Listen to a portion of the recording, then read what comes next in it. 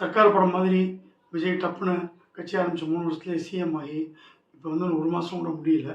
தீய சக்தி திமுக, தீய சக்திக்கு எதிரான ஒரு அந்த திரளான ஓட்டுக்களை அண்ணாமலை, சீமான், எடப்பாடி இப்படி எவ்வளோ பேர் முயற்சி பண்ணாலும் மொத்தமாக அறுவடை பண்ணது நம்ம விஜய்.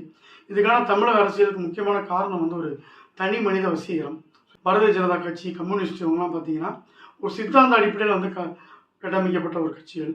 இங்கேயே கூட திமுக, அண்ணாதுரை காங்கிரஸ்க்கு எதிராக வந்தபோது அவர் தனியாக பிரபலமாக இருந்தால் கூட அவருக்கு அப்புறம் நெடுஞ்செழியன், சம்பத், அப்புறமா கருணாநிதி எத்தனையோ பேர் அந்த கட்சிக்காக இருந்தாங்க. ஸோ ஒரு முகமாக கட்சியை கொண்டு போனதுன்னா பார்த்தா இங்கே ஃபஸ்ட்டு எம்ஜிஆர் தான்.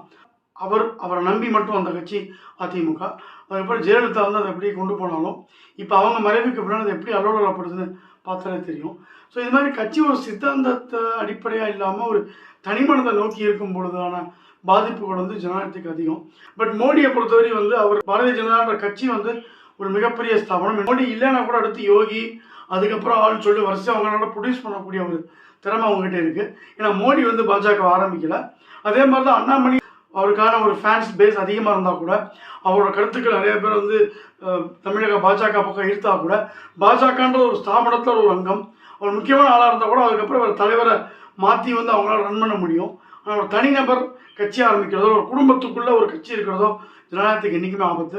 இது ஏற்கனவே திமுக பண்ணதுனால தான் மக்கள் ஒரு பெருவியான கோபத்தோடு விஜய்க்கு போனாங்கன்னு சொல்லலாம். முக ஸ்டாலின் வந்தது யாருமே பெருசாக எடுத்துக்கலாம். அவர் படிப்படியாக வந்தார்.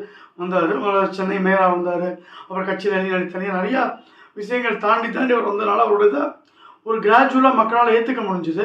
பட் உதயநிதியை இவங்க புஷ் பண்ணது நிறையா திமுக காரங்க மத்தியிலேயே ஒரு பெரிய ஒரு வாக்குவாதமாக இருந்தால் ஆனால் யாரும் வெளியில் காமிச்சிக்கல. அண்ணாமலை அருமையாக அறுவடை செஞ்சார்.